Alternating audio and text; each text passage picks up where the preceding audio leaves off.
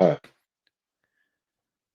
right, ladies and gentlemen, welcome back to Canada Hoops. It's your boy, Matty. Thank you for your continued support. Please keep downloading and sharing us. Visit our YouTube channel. Hit us up on Instagram and X.com. Our big time guest today represents Toronto, Ontario. He is a former Morningstar Mustang, Spoon River Snapper, and Texas Pan American Bronc.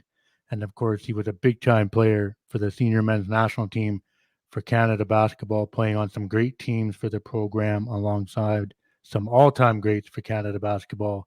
Make some noise for Bobby Allen. Bobby, appreciate you joining us on Canada Hoops, man. Thanks for having me. It's an honor. Yeah, I'm excited, man.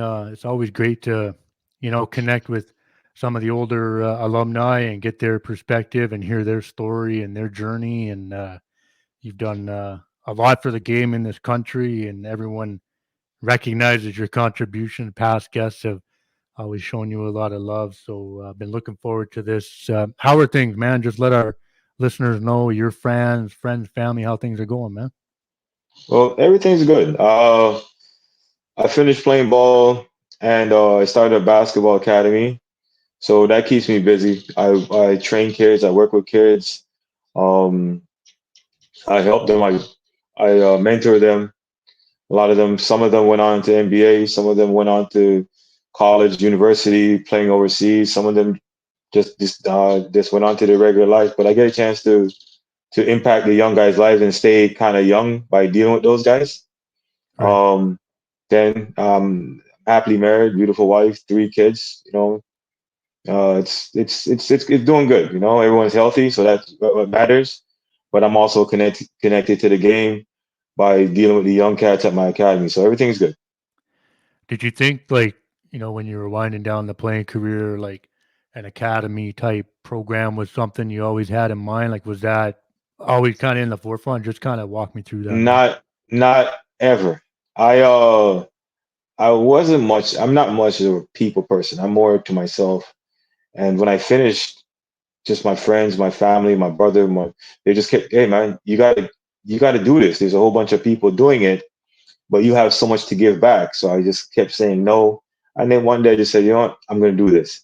And then I started it and I fell in love with it because I'm seeing kids look at me and I'm like, yo, you don't realize how talented you are. Right.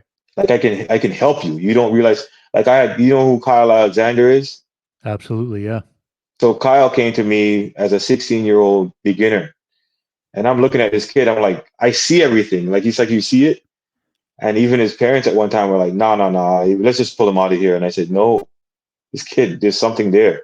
And then I called up Larry Blunt at Athletes Institute, and he came down and he saw what I saw. And next thing you know, Kyle's at University of Tennessee. He's playing for Miami Heat, and now he's overseas for I don't know how many years now. Right. And that was amazing to me. Like I've seen these guys. Like you can tell the talent, and then it's like amazing to watch them. What's And they're all humble kids. No, I love it, man. I mean, obviously, his sister Kayla has joined us, and we watch Yes, Kyle, yes, watch yeah. watch Kyle, watch Kyle for the program. I mean, big time player, right? I never trained her, but because I worked with Kyle, she came and spoke to the kids for me because I had girls in my program as well, and she Nice. came and she said thank you for working with Kyle, and her family is awesome, and then the dad is like a Toronto legend as well, Joe Alexander. Yeah, yeah. Um, So it's an honor to be around stuff like that. no, I love that, man. And like, just as the program's gone on, like, what's been, now you said you've grown to love it. You absolutely love doing it. But what's been, I guess, maybe like the overall goal for the program? I guess from your perspective, Uh man. the overall goal. I just want to stay rooted in the community and see what I can do to help uplift these young people. And my overall goal is not to become a multi-millionaire or anything like that. It's like just staying and helping. And the USA, these guys are coming back to their communities, and these guys are NBA players, NBA All Stars, and just lifting the talent level. So now we have me and a whole bunch of other guys coming back to our community, and we're lifting the talent level. Right. You understand? Instead of keeping it to ourselves and say, okay, I'm retired. No. I'm gonna go. My program starts at 8. There's an 8-year-old somewhere that knows what a pro looks for when they plays basketball. And I don't teach them how to just play around with the basketball and get 3 basketballs and run out court. I teach you guys how to play basketball. Right. And then I also talk to them about the other things that come with the game and just life as well. So I love doing it. It's like it doesn't feel like a job. That's awesome, man. Yeah. Yeah, I mean, like people have talked about that, right? That's been an important, I think, part of the growth of the game in this country is that guys like yourselves, both on the men's and women's side, have come back, shared their experience, and I think that's why we have this massive explosion of talent, right, all throughout Canada now, where people have come back 100%. and developed it, and people have talked about it. It's well documented, but it doesn't get talked about maybe enough in terms of how crucial it was, and you and others are paving the way, man. I mean, so where can people find the academy? Bobby Allen Skills Yeah. Academy.com. Yes, BobbyAllenSkillsAcademy.com. Another thing about I had mentors coming up that went to community colleges here, universities here, and it still had you like a little nervous about going across the border, Right. you know, and now I went across the border, and I went to junior college. I was a 2-time All-American. I got junior college player of the year. I come back now, and I get to tell these guys, okay, this is what I had to go through. This is, you know what I mean? Then I went to D1 or whatever, and then average 17. This is what I had to go through over there. So now I'm telling these guys, like I'm showing them, and then we're playing, and then I can tell them, look, so certain levels can only take you to so much levels. And then now these guys are in the NBA, they can come back now and talk to the younger kids even more. Right. What the NBA is looking for. I can tell you what overseas is looking for. I can tell you what playing international for Canada is looking for. Where the guys I looked up to before that went to community college here, they can only tell me so much. So we have an awesome situation going on in Canada here. So I'm proud of it. Yeah, no question. Well, I hope everyone checked out the academy and supports you. Just take me back, man, just in terms of the game and where it started for you and how you fell in love with it, and as you're coming up, man. So up to grade 8, I played every sport. The soccer and the volleyball, and you did track. Nice. You kicked around and played football. You did everything. You ice skated. You did everything. And when I got to grade 9, I was good at everything, but not great at anything. And I said, I'm going to stop doing all those sports. I'm going to concentrate on basketball. So I was a point guard, on the shorter end of it. And then the end of grade 10, I went from 5'2" to 5'3" to 6'2", 6'3". Okay. And everything changed because I was going in the lane before, looking off, dropping it to guys and whatever. And now I'm going through the lane and dunking on people. And then so the height came. Then I went out for Team Ontario, and I didn't know if I'm gonna make it or not. I just went out to Team Ontario. I'm thinking, hey man, is there 12 people in Ontario better than me? I don't know. Let me try out. I tried Right. out. They end up giving me a second tryout. We went to York University for a weekend where all the better guys are there. I went there. I don't know what's gonna happen. I made the team. So now I'm just thinking I'm lucky to make Team Ontario. I made the team. We go to Fredericton, New Brunswick, and we win it all. And I got MVP of everything. And the funny part about that was just stop it was we're playing a team, and I'm just happy to be on the team. Yeah. And Mike Cates, who coached Humber College, says, "Hey, they're doing a box on one on Bobby, but it doesn't seem like it's bothering him." And I was like, "They're doing a box on one on me?" You know what I mean? Like I didn't like Right. I'm just lucky to make the team. And next thing you Right. know, I'm hearing they're doing a box. Okay, we end up winning everything. I got MVP everything, and then that same summer after we did Ontario, Ken Shields brings me on to the national B team. This is Team Okay. Canada. This is the end of grade 11. Okay. And then the next year now, then I just started becoming a staple every summer. I'm with Team Canada. So I've met all those guys. I've met the Leo Rautins, Eli Pasquale, Stuart Granger, Jay Triano, all the guys, Norm Legend. Clark. I met all those guys, Legends. and I was in high school. Yeah. I met all those Yeah. guys, and then I go back to high school. So then my Wow. my thing was, uh, in my mind, I'm going to the NBA, and I got a little cocky. I wasn't going to school. I'm playing on Team Canada, man. I'm now getting recruited by D1 schools. I get a little cocky. I got to go to junior college. I went to junior college, like I said, two-time All-American, National Player of the Year. I hurt my knee, so most of the major universities stopped recruiting me while I hurt my knee. Right. So I was getting recruited by everybody, NBA people around me, and I hurt my knee, and then I ended up going to Evansville for a year. I wasted that year because I wasn't healthy. I came back home. I got healthy. Texas Pan American came around. I had a semester left. I played with them. The year before they were 2-28 or something like that. We started out the year 10-1, and they were saying that we're the most improved team in the country. We played New Orleans, and who's the coach of New Orleans who ended up coaching Chicago Bulls, and he also coached USC. Either way, I'm trying to think. You got me stumped. You got me either stumped. yeah, right. So you find that out, right? So we played against them, and so we beat them. And this is Texas Pan Am because I went from National Player of the Year, bad year, injured knee, almost want to quit basketball to Texas Pan Am now. No, everyone forgot me, blah, blah, blah.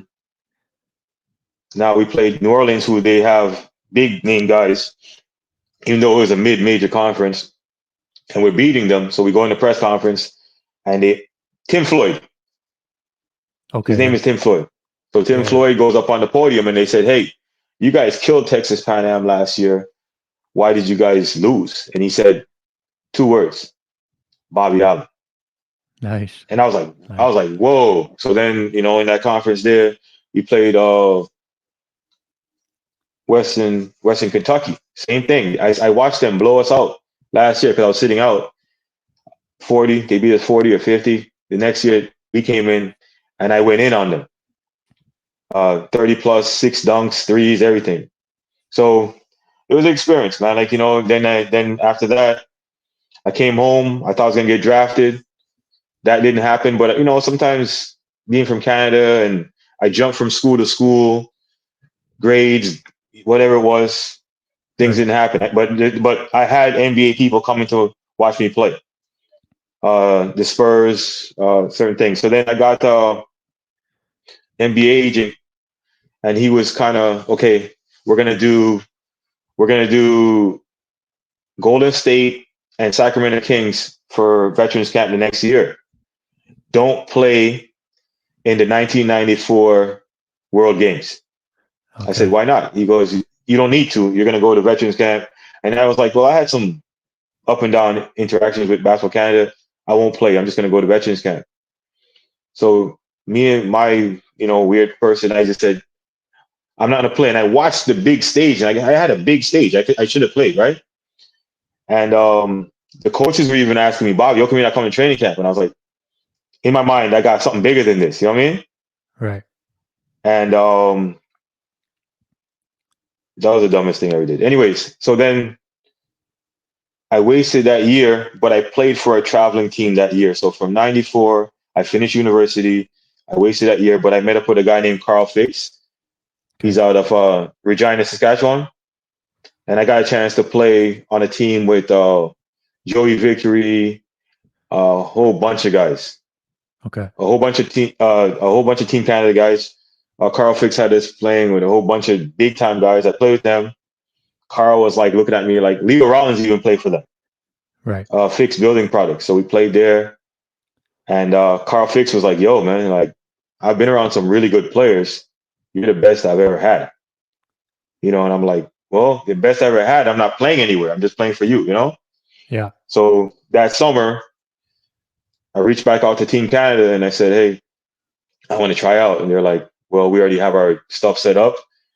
And I was like, man, if anybody drops out, give me a shot. So the day before they did training camp, he called me and said someone dropped out. And I went to the camp, and me and Coach Conchasi are really cool right now. But when I went to the camp, right as I walked through the door, he said, hey, man, the minute I catch you not playing defense, you're out of here. So apparently everybody is telling him I don't play defense. Okay. So I'm like, because I score a lot of points, right? Right. So, but I can pass it. But the training camp starts, and I end up that summer with Steve Nash leading the team in scoring. So After this not is being this invited, 95? This is like 95? 95, Okay, okay. 95, yep. Okay. And Okay. then, even Steve Nash, he was like, yo, man, like, why don't you want to play in the NBA? Like, you're so much better than all of us. And I Right. was like, man, I've been through so much. I don't want to hear nothing, because Steve was just finishing his last year at Santa Clara. Right. So I just wanted to get back on the map, and I just wanted to play basketball. So I got around to that. The next year, that's 95. I went to Philippines. I did really good. Went to Indonesia. I came back and I played again. But Nash wasn't playing, so it was like a turnoff for me, because after going for playing with Steve Nash, Yeah. it's kind of hard. It's kind of hard to go back to anything else. No disrespect Right. to Sherman or anybody else, but Right. like it just is different. So even though Sherman's a really good player, and I did that for a couple of years. I traveled all over. Somehow I lost the love of basketball by doing all that traveling, Right. because it became like a job, and it just was like irritating. And then I had my first son, and I didn't want to leave anymore. And then they'd come visit me, and then they had to leave because they get 2 tickets, and it was just turned into I started hating just traveling and playing. So I just stopped playing in 2003, and stopped for a little bit. And then a little bit after that, I started my academy, and then I fell back in love with coaching instead of playing. Right. So my journey was, it was a good one. I get to teach the kids from my experiences. I know how good I was, but I knew I had a lot of bad habits. Didn't train much, and I partied way too much. Right. And that's the truth. You know what I mean? So now I work with the kids, then I try to tell them to do what I don't do, because I was on a team with the 2-time MVP in the NBA, who I saw work his tail off. Right. So that was my story as a player, that I probably could have had a chance to play in the NBA. I worked out with the Raptors for a week. If you talk to Damon Stoudemire and all those guys, Marcus Camby, they'll tell you, okay, this Bobby Allen guy was going crazy in here. Hell But they yeah. tried to get me. They tried to get me to go to the CBA, Okay. and the money that they're offering me in the CBA wasn't close to what I was getting overseas. And then different things happened, and then all that stuff just went away. But I still love the fact that I got a chance to play professional basketball, lead Team Canada scoring, and do some things, get my number retired, and all that stuff like that in my college and stuff like that. So, I mean, I'm still positive about what I do with basketball, and now I get to help shape some young guys and young women's careers. So I still feel pretty good about what I'm doing. Well, I got a couple thoughts here, man, but like for one, like anyone that follows you like on social media, you always end everything with stay positive. And That's right. um, That's right. in a small way, when I see that, Bobby, like, and this is the honest truth, like when I see that, man, I don't know, it depends what's going on with my day, but when I see that, I'm like, yeah, Yes. stay positive, man. Yes. Like Yes. life's good, man. And I always enjoy seeing that. I'm gonna put that on the post after we share the episode. And I Oh, always thank you for that. I love I I love the mindset, and You never know. First of all, as much as our day is going bad, it could be worse, and you don't know yeah, what other people are going through, and you don't know that you doing this is uplifting people. It's uplifting me. It made my day. Somebody wants to talk to me about my journey.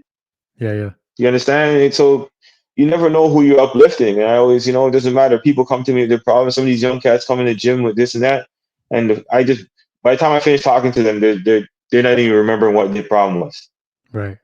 No, I love it. So, Can I ask you about?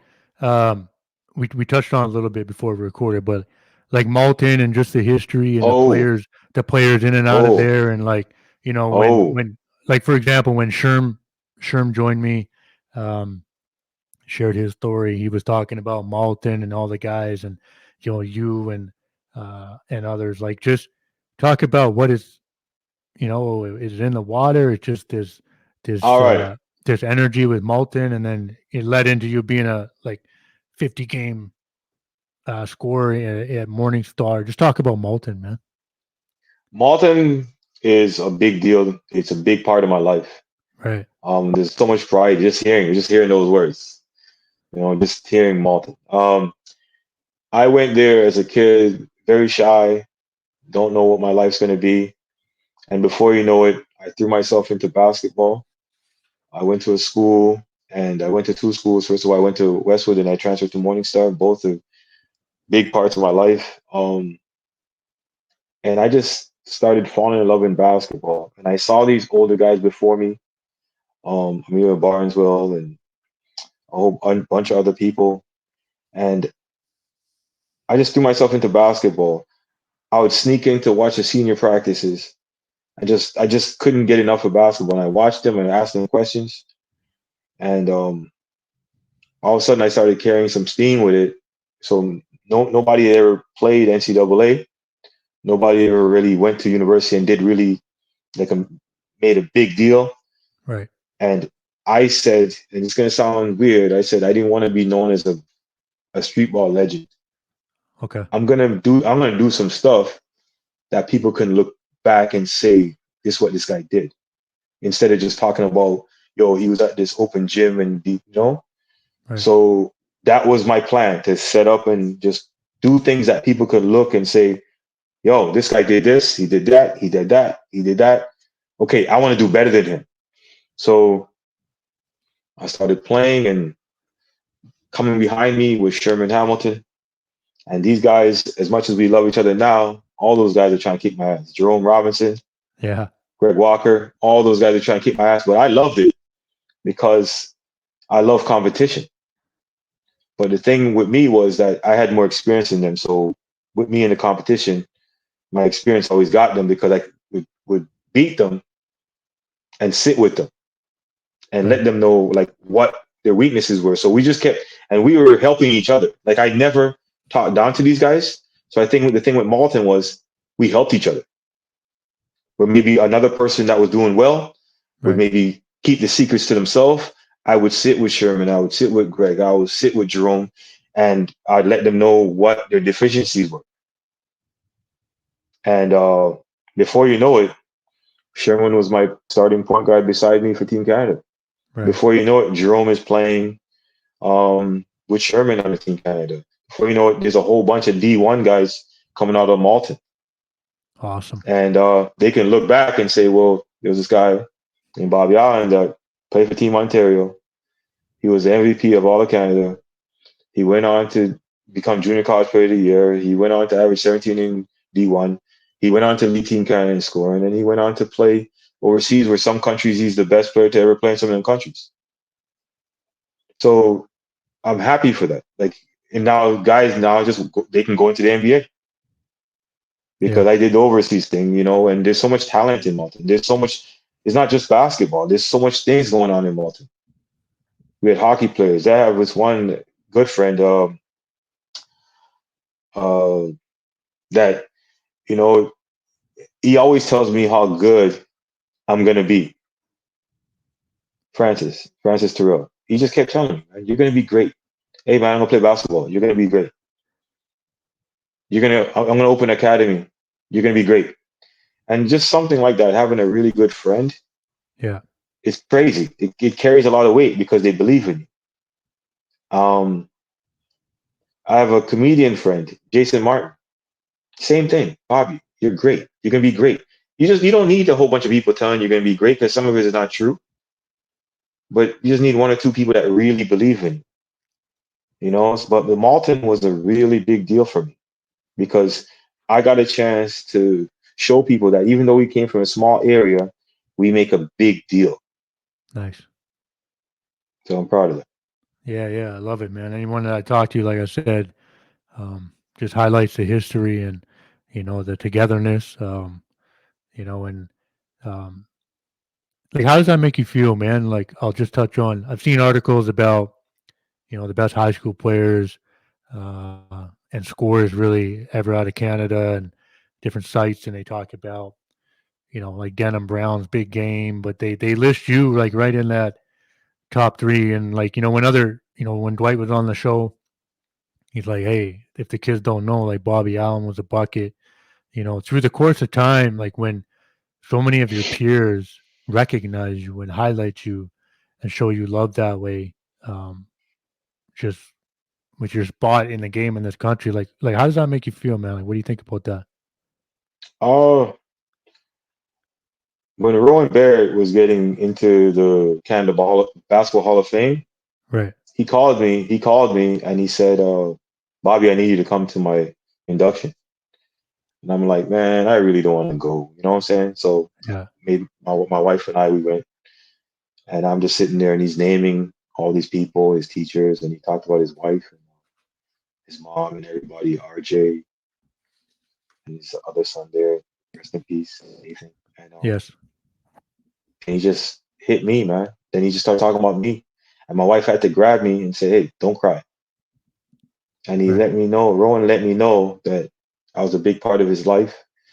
Because like just like the guys in Malton, all these young cats that's in Toronto and Canada, I'm easy to talk to, man. And if I see somebody messing up or not doing stuff the right way, I'm gonna stop you and tell you that's not the way to do it. So with Rowan was just he was just a ball of energy and he was anger and I'd say, Rowan, slow it down. And just those simple stuff I used to do with Rowan. He talked about me for about 5 to 10 minutes when he was being inducted, and that was crazy. Then Dwight, this is not the first time he said that about me, about the right. greatest scorer in Canada. And then I'll get up sometimes and you see Colin Charles, he did a list of the best players to ever play in Toronto, and I'm number one. I'm like, I don't even know Colin. I know him, but I've never met him. I never Right. really sat with him and talked to him. So something I did must be impacting these people without me telling. I've never told anybody I'm the number one player, number three player, nothing. I just play basketball Yeah. and I deal with people with respect. I don't want anybody to kiss my whatever and whatever. Just I played as hard as I could when I played, and then if everyone's going to talk about anything, I let it hang out.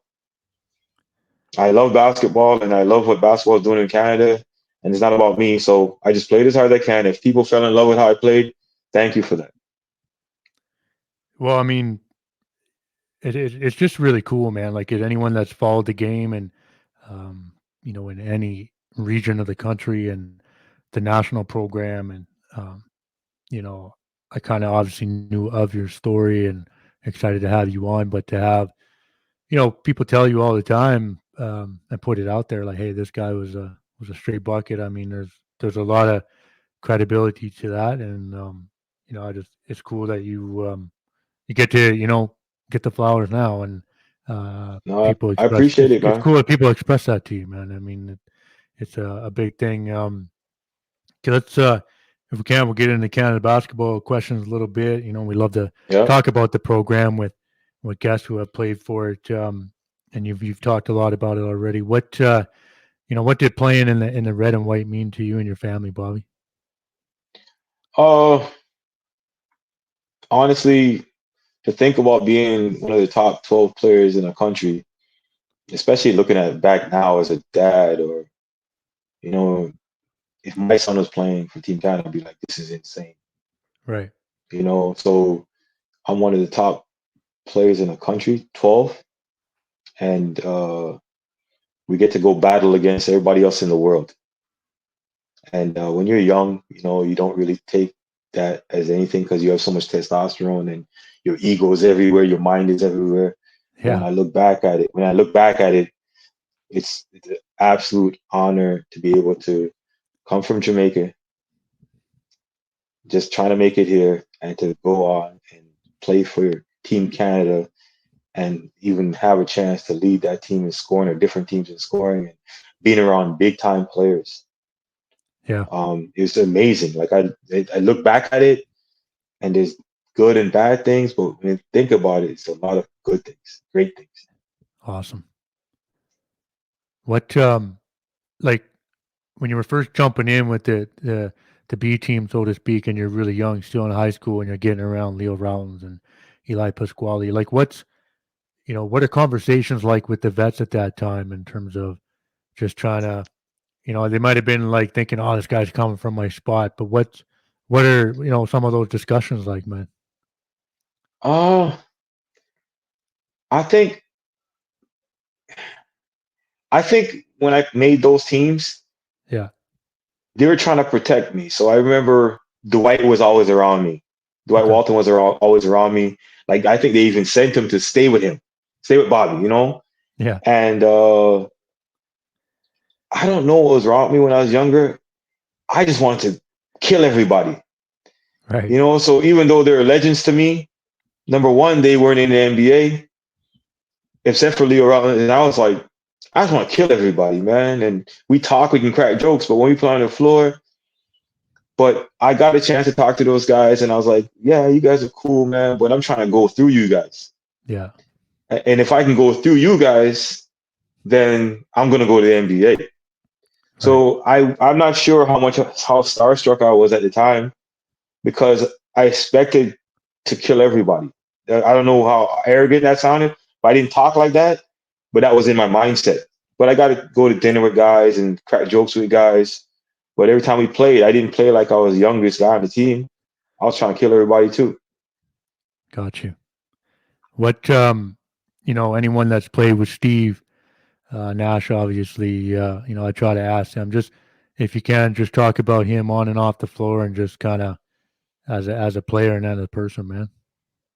Well, number one, you would never know he plays basketball if you just sit with him because Yeah. he's a ridiculously nice person. Um, on the court, he's gonna get you the ball. He's gonna get you the ball. Like I couldn't believe how easily I scored from a guy who scores a lot to now I'm finishing the games, not even trying. I got 20, 25, 30. Wow. This is Yeah. for Team Canada. I'm not even trying. I'm not missing shots because he's getting me the ball where I want it. Yeah. I have one story. We were playing Puerto Rico, and I wasn't going. I was like things weren't going. So I just went over to him. I said, "Yo, Steve, man," and I saw Joey Vickery coming to sub me out. And I said, "Steve, man, you got to get me going. Like I don't want to sub out." Next play down, Michael Meeks back screen for me. I got an alley oop. Next thing you know, Nice. I see Joey going back to the bench. Yeah. You know what I mean? And it Yeah. just we sat together. We sat together, going to the games, cracking jokes, listening to Biggie Smalls and all that. You know, just he's an awesome guy, man. Like it's humbling to see a guy that is so talented but so humble. So when you see people not even close to his talent and they're jerks, it's crazy. Right. A phenomenal person and a phenomenal basketball player.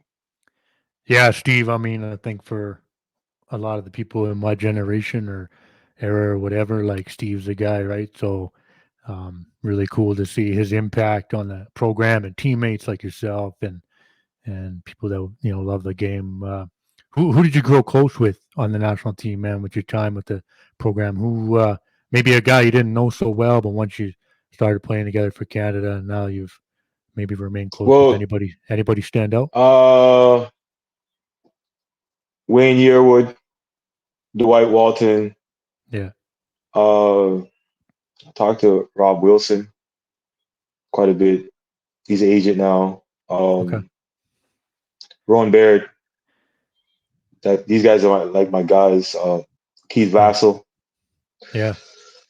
Uh, but like all these guys, we just out the blue, someone will call me or I call them, and we talk for 3 hours. Love it.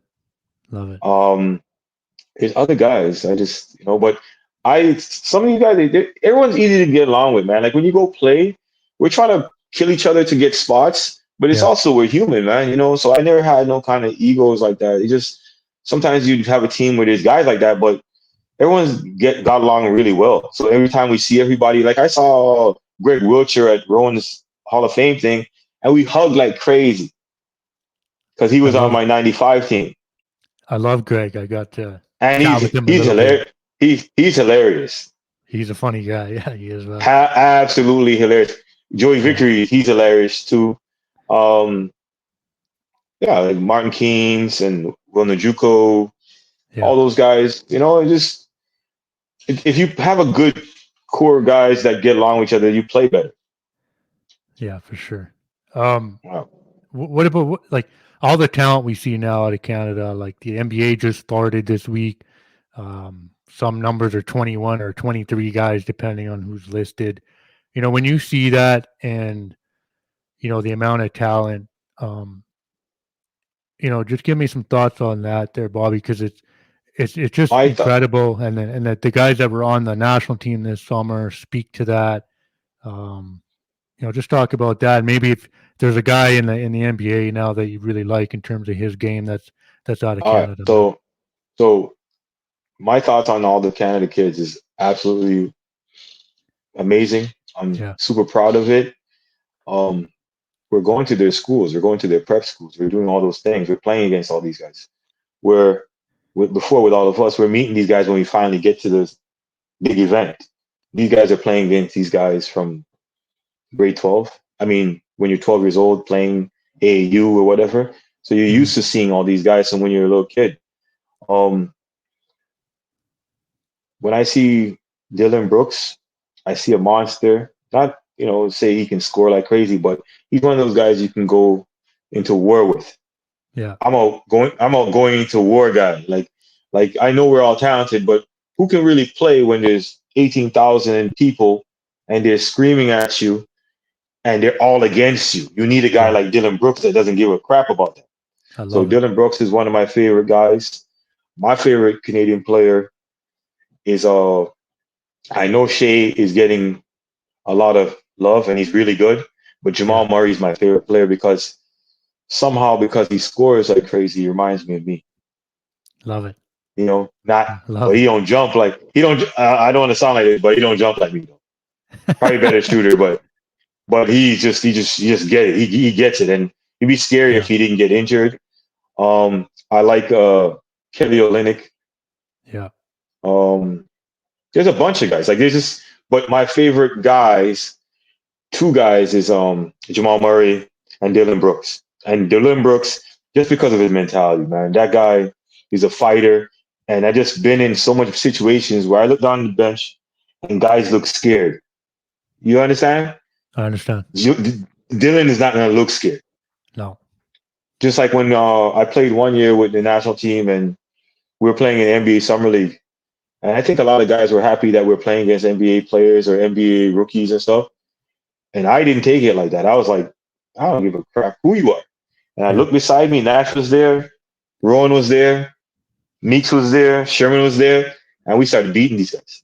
go So get it's it. it's it's it, it's good that you're talented, but who can do it when it really like, okay, let's go. Yeah, I don't want to get anyone's autograph, man. I want you guys to get my autograph. And I'm not saying it, I'm thinking it inside. yeah. I mean, I love the Dylan Brooks shout Oh, out, Bobby, yeah. because I mean, like, yeah, I got a great clip of him. It's on our YouTube page. But pregame in Vegas versus US, and he knows the boos are going to start coming as soon as the tip goes, and he's ready to go, and he's locked in, and yeah, every team needs a Anybody guy. can anybody can play, man, when you're at a local YMCA or just in your environment. I even think about this, man. When we play D1, when we have home games, we murder everybody. We go away games, we get blown out. Right, And it's right, like, yo, man, like what's going on, man? Like, let's go. Like, so it don't matter where I play. It's like let's go. So I like right. guys like Dylan Brooks is crazy. I love seeing him play. I love what he brings. I don't care what. I'd pick him on my team every day. Yeah, me too, man. Absolutely. All right, we mentioned a lot of guys throughout Canada basketball. Who is Bobby Allen's top 5 or favorite 5 for Canada? My favorite Any, 5 for Canada is easy because you you could already told me to prepare for this. you could put yourself in it if you want, man. Nah, I'm gonna. Okay. Okay, so we'll go point guard. We'll go with Nash, Yeah. 100%. Yeah. He's now today's point guard gets 30, right? Yeah. Yeah. Nash can score the best of them, but every single person on that team he plays with is getting off, Yeah. I know. and it's easy, right? Number 2, I got Jamal Murray. Nice. Um, I've always said he's my favorite, and he's my favorite. Reminds me of me. Um, that's number 2. Number 3, I got story behind this. One of my heroes growing up is Leo Rautins. I don't know him like that, All right. but I know of his history that he went to St. Mike's, he went to Syracuse, and he played in the NBA. Yeah. I don't have to meet him. I just know there's a guy who did this. So I was chasing after somebody like that because I just know what he's done. He's Right. not a a legend in the hood. He's done it. Yeah. He's played for Syracuse. He's played in the NBA. So now let me chase after these guys. So Leo Rautins, and then 2 guys behind him is Wayne Yearwood and Kevin St. Kitts. You don't know, you might Nice. not know Kevin St. Kitts, but these guys are my heroes. I Love it. know Wayne. I love Wayne. I love Kane St. Kitts. So Leo Rautins, because like I said, with me, with the kids in Malton, I want people to see it's on paper. There's his award. That's what he did. That's what Bobby did. Not a story about it. If you Google it, it says it. If you go to the schools, my picture's up. So you see it. So Leo Rautins, you can see it. He went to Syracuse, right? He Yeah. was in the NBA. Yeah. And then Wayne Yearwood, 6'8", can do everything. Um, he's an NBA type player as well. And then St. Kitts is one of my childhood heroes and great guy. Then my 4, Jamal McGlory. Nice. Hell yeah. Jamal McGlory. I watched him when he was going to Kentucky. I remember he came with the national team. He came to my room, knocked on my room. He started talking to me. He was still in high school. He's gonna go, and I just watched him develop into an NBA All Star. Yeah. That's insane. And just him being a player, and then what he's doing in our community now, even it's just he's still great. So that's my 4, and my number 5, Bill Whittington, Yeah. Yeah. I right? like it, man. Yeah. Chicago Bulls, NBA champion from Montreal. Yeah. That's my guys right there. You can put me beside Jamal for the 2, and then I'll take Yeah. that team and we'll roll. I love I it, know man. there's a whole bunch of That's guys a out great there, one. but my favorite thing about hearing about lists and stuff, it's my list. Yeah. You know That's what I mean? why So I yeah, ask you, man. That's why I want yeah. to So know. it's my list, and if anybody's heard from it, I'm sorry about it, but it's my list. Make your own list. But certain things mean a lot to me. Steve Nash meant a lot to me. I don't know Jamal Murray like that, but I met him when he was 17 at Orangeville Prep. Yeah. He's a he just loves basketball, right? Leo Rautins, and everybody else there, they motivated me, and I watched Jamal McGlory turn into an All Star, Yeah. and same with Bill Whittington, who was a played against and with my childhood hero, which is Michael Jordan, Yeah. and won championships. You can't say anything about it, and he was a big part of the championships. He wasn't just a bench player. No, he was solid, man. He was very good for them. Solid player. Yeah, Yeah. so anybody can talk all they want, but this guy is an NBA champion that played beside Michael Jordan. So Three that time NBA champion. and there it is. So once again, Yeah. it's my list, but it was a pretty easy list to make. I love it, man. And listen, when I connect with guests, I'm like, hey, I love to ask this question, and they put some thought into it, and I enjoy asking it, and it's a hard question, man. There's so many great people out there that you could put in a 5, whether it's your favorite top 5. So great list, and shout out Leo. Leo was our second guest ever. A lot of love for Leo, and he's always supported us. And great 5, Bobby. I And heard no, thank you. Like I said, the Leo Rautins thing, it wasn't about knowing him, right, it's about what he's done. And sometimes, I had a guidance counselor, Mr. Myers, he was Morningstar. And I used to come back in town a week, gone, back a week, gone. And I went to uh, Jason Martin's wedding, and Mr. Myers was there. Rest in peace. And I went to him and I said, Mr. Myers, I'm sorry that I don't get to come back. And he goes, Bobby, everyone sees what you're doing. yeah, You don't have to come back. Everyone sees what you're doing. So that's what Leo Rautins did for me. I saw what he was doing. It's not about yeah. talking to him. I saw what he was doing. I heard what he's No, doing. I mean that speaks a lot, right? You just if you're doing it, people will see it and they'll notice. You don't have to have You an don't have to talk about it. connection necessarily, but um, if you're My doing it, connection people. is that I saw a guy in a Syracuse uniform and I saw a guy in the NBA. And he was Yeah, playing beside Dr. J. yeah, no doubt, man. So Bobby, anyone you'd want to see join us on the podcast who's got a good Canada basketball story we should connect with, man. uh Nash.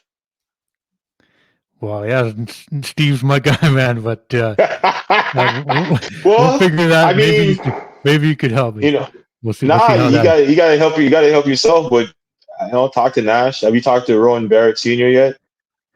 I've reached out to Roe and just kind of You put it know? out there, but he's been busy with the program as of late, No, these obviously. guys are busy. Yeah, Meeks, Michael Meeks. yeah. I've reached out to Meeks. I But got a list going. yeah, so He hasn't. just for me, just because I'd be interested to hear even, hear what Rowan has said so much great things about our relationship. I had a Yeah, really good relationship with Nash. These guys are busy, so I'm not the guy that runs people down like that. yeah, But the guy's a good guy, so it'd be good to get him on there, and the whole Canada would be proud to see that. for sure. But there's a bunch of Martin Keene, Okay, yeah, yeah. I Martin know. Keene. Um, who else we got? You already had I've, Sherman, I've had Sherm. and Been really okay. fortunate, Bobby. Last but not least, Jerome Robinson, like my little brother. Okay, man. Jerome I don't know. Robinson, and he'd do it for sure. By the way, he got inducted into the Bradley Hall of Fame. Okay, nice. So how many people from Canada do that out of Malton, right?